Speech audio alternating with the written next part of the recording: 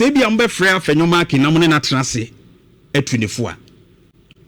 The behavior of the minority leader, in fact, they are very shameful to the minority caucus in parliament. He is just sometimes wasting time unnecessarily.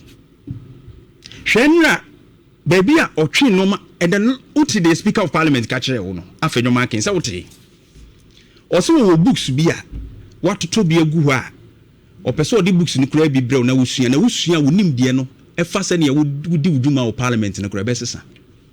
If I give you those books, your thinking about these things will change.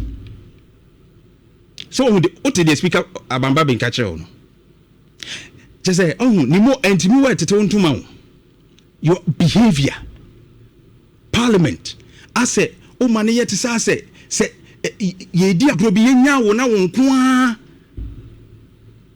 We need productivity.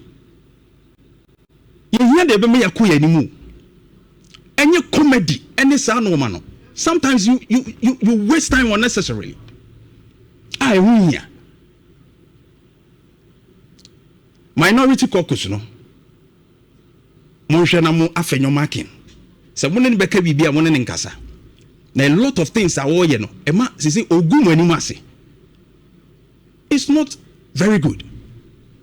On the side of the minority, say leader, it behave this way.